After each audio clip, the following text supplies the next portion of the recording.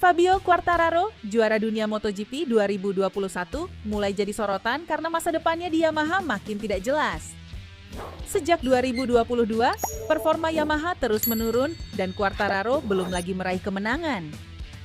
Yamaha sekarang sedang berusaha bangkit dengan mesin baru bertipe V4, tapi hasil uji coba di Misano belum memuaskan.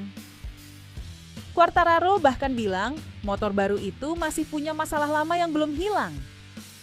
Situasi ini membuat banyak orang membandingkan Quartararo dengan Marc Marquez. Dulu, Marquez juga sempat terpuruk di Honda, lalu berani mengambil langkah besar meninggalkan tim pabrikan dan pindah ke tim satelit Gresini Ducati. Keputusan itu sukses besar. Marquez bisa kembali kompetitif, menang balapan lagi, dan akhirnya kembali ke puncak bersama Ducati. Nah, banyak yang bertanya-tanya, apakah Quartararo akan melakukan hal serupa di 2027 nanti? Mungkin meninggalkan Yamaha dan mencoba peruntungan dengan tim lain seperti yang dilakukan Marquez? Berbicara kepada DAZN, Quartararo sendiri mengakui bahwa ia harus mempertimbangkan semua kemungkinan jika situasi memburuk. Tapi dia juga merasa punya kapasitas untuk kembali ke tim pabrik. Dia menegaskan bahwa keputusan semacam itu harus dilakukan pada waktu yang tepat dan setelah mempertimbangkan banyak aspek, termasuk kemajuan Yamaha terhadap motor barunya. Ducati secara resmi mengumumkan bahwa Michele Pirro, pembalap penguji veteran tim, akan menggantikan Marc Marquez di sirkuit Phillip Island untuk Grand Prix Australia akhir pekan depan.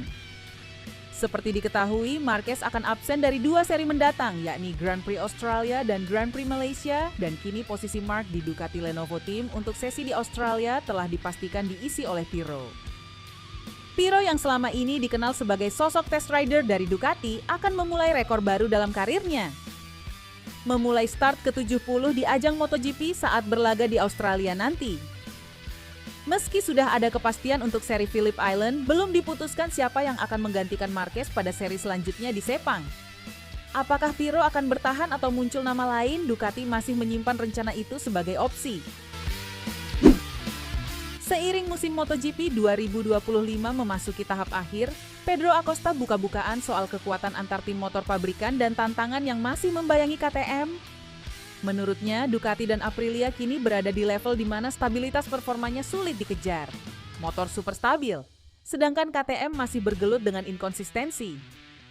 Ducati mendominasi musim ini, mereka telah meraih 13 kemenangan lewat Marc Marquez dan Pecco Bagnaia, sedangkan tim Gresini dengan GP24 menyumbang 3 kemenangan lagi. Keunggulan Ducati bukan hanya soal mesin atau performa jangka pendek, melainkan konsistensi lintas sirkuit dan kondisi balapan. Siapapun pembalapnya, tim manapun yang mengendarainya, performanya tetap tinggi. Aprilia juga makin menunjukkan perkembangan signifikan dan mulai mendekati karakter stabil yang sama.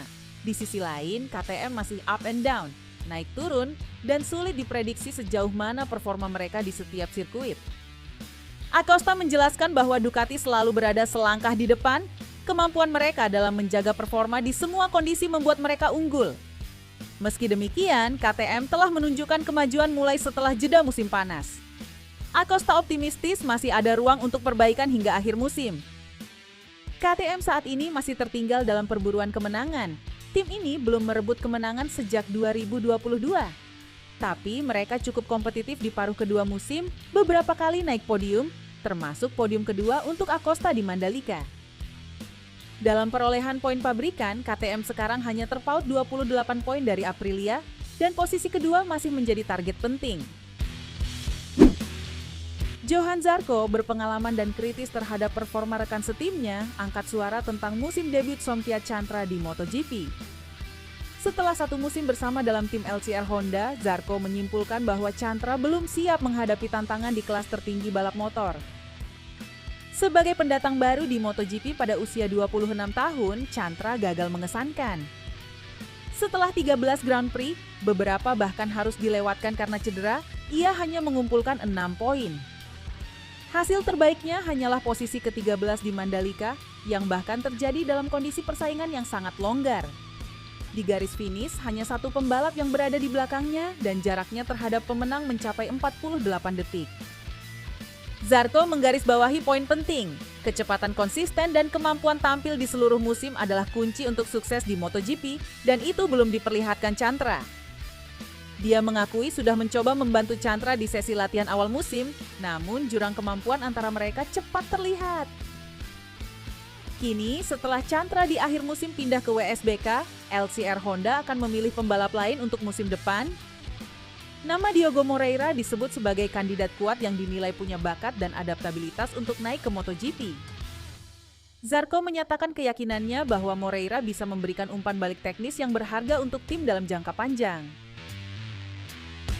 Meskipun Toprak Razgatlioglu keluar sebagai pole position pada sesi Super Pole di Estoril, tekanan dan keraguan tetap menyelimuti keberhasilannya. Ia mencatat waktu luar biasa 1 menit 34,203 detik, menurunkan rekor pole lebih dari 1 detik dan unggul lebih dari 0,3 detik dari pesaing terdekatnya, Nicolo Bulega. Namun di balik prestasi itu, Toprak mengaku tidak benar-benar bahagia dengan perubahan setup motor yang dilakukan timnya untuk putaran terakhir Super Pole. Ia terkejut bahwa perubahan tersebut justru memberinya hasil sedemikian baik, padahal sensasinya tak sesuai harapan. Dalam suasana itu, Toprak tetap memberikan apresiasi kepada timnya karena terus melakukan peningkatan setiap sesi. Namun, fokus utamanya sekarang bergeser ke lomba, terlebih karena race 1 Estoril dipandang sangat krusial dalam memperebutkan kemenangan. Pesaingnya, Nicolo Bulega, mengaku lapnya tidak buruk dan turut memberi ucapan selamat kepada Toprak serta BMW. Namun ia optimis bisa memperbaiki performa untuk balapan nanti. Sementara itu, Alvaro Bautista yang sempat terseok-seok pada FP2 berhasil memberikan kejutan dengan masuk front row. Ia menilai perkembangan motornya banyak membantu dan ia begitu menikmati performa motornya di sesi Super Pole. Di hari Sabtu, Toprak Razgatlioglu dari tim Rocket BMW Motorrad tampil luar biasa di Race 1 World SBK Estoril 2025, mengukir kemenangan yang sangat dominan di sirkuit Estoril, Portugal. Ia berhasil unggul atas 2 pembalap Ducati dari tim Aruba.id Racing, Nicolo Bulega yang finish di posisi kedua dan Alvaro Bautista yang berada di tempat ketiga. Toprak menuntaskan 20 lap dengan keunggulan plus 1,9 detik atas Bulega. Bautista tertinggal lebih jauh yaitu plus 14,7 detik dari pemenang. Di posisi keempat dan kelima berturut-turut ada Andrea Locatelli dan Alex Lowes. Balapan ini juga menyisakan beberapa pembalap yang gagal finish, antara lain Bahatin Sofoglu, Iker Lecuona, dan Yari Montella. Dengan hasil ini, Toprak menunjukkan dominasinya di Estoril, mempertegas performanya di seri tersisa.